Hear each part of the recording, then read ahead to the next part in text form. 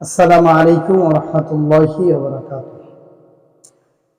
সম্মানিত ভিউয়ার্স, আমি আপনাদের সম্মুখে বরাবরের মতো আবারও চলে এসেছি একটি আমল নিয়ে।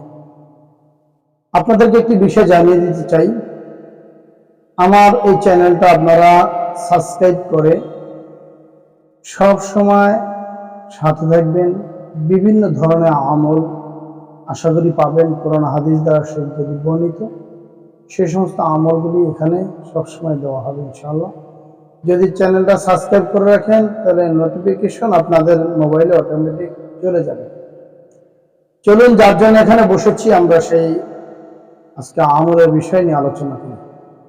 আজকে এমন একটি আমলের বিষয় নিয়ে আলোচনা করতে যাচ্ছি যে আমলটা সকলের জন্য অত্যাবশ্যকীয়, অত্যন্ত জরুরি। আজকে আপনি আমলটা শিখে রাখুন। আল্লাহ তাআলার জন্য, আল্লাহর উপর ভরসা করে যে আমলটা করতে পারেন, হয়তো আল্লাহ তাআলা আপনাকে সফল কাম দিবেন।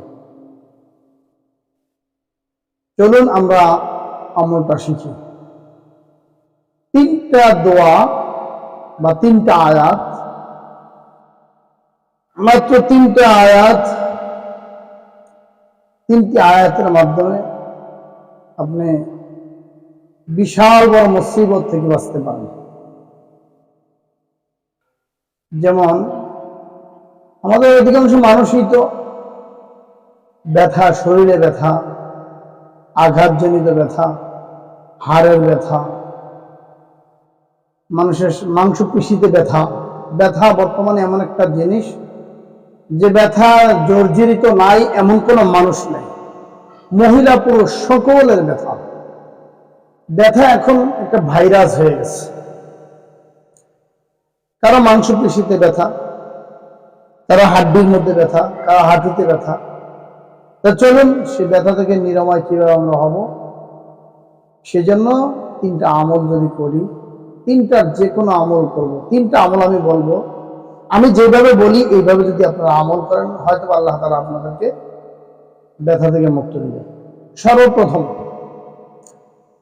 কোনো জায়গায় যদি আঘাতজনিত ব্যথা পেয়ে থাকেন, কোনো কারণে আঘাত পেয়ে থাকেন, অথবা প্রচন্ড মাথা ব্যথা আপনার হচ্ছে, অথবা চোখে ব্যথা হচ্ছে, অথবা হাতে ব্যথা হচ্ছে, তো কি করবেন?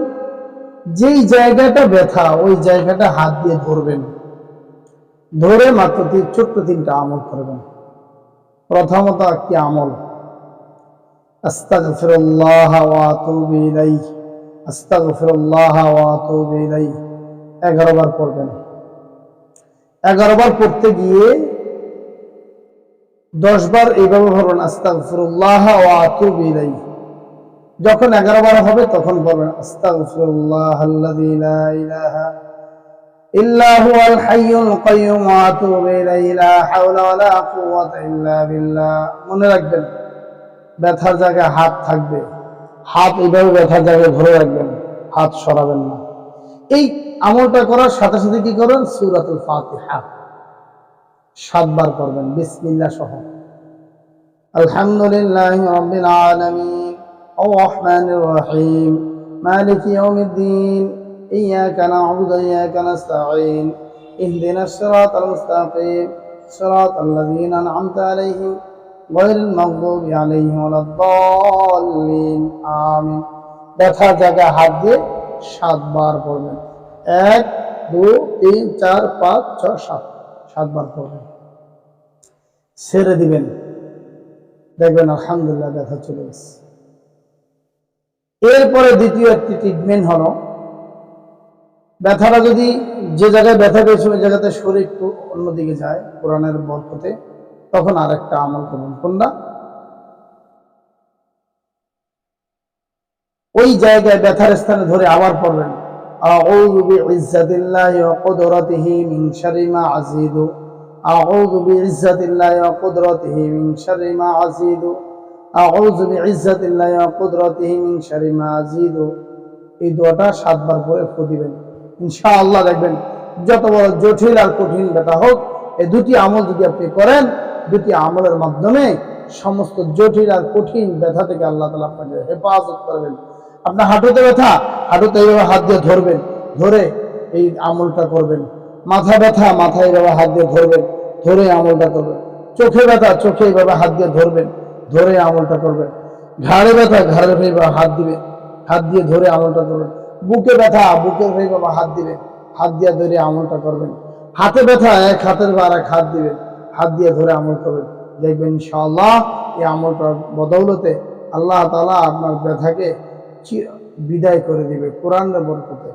আমরা বিভিন্ন তন্ত্র মন্ত্র দিয়ে ব্যথা শেষ করতে যাই, চেষ্টা করি না, আসলে তন্ত্র মন্ত্র দ্বারা ব্যথা শেষ করলে এটা ব্যথা শেষ হয় না, বরং কোরআনই হলো উত্তম ঔষধ।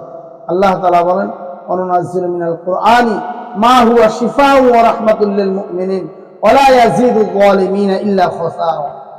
একমাত্র কোরআন মুমিনদের জন্য শেফা, আর কোরআন যিনি কোরআনের চিকিৎসা যিনি নেবেন তিনি শেফা দান করবেন, শেফা থাকবেন, তিনি সুস্থ থাকবেন। এই জন্য সবসময় কোরআনের চিকিৎসা নেই। আল্লাহ তাআলা আমাদেরকে তৌফিক দান করুন। আসসালামু আলাইকুম ওয়া রাহমাতুল্লাহ।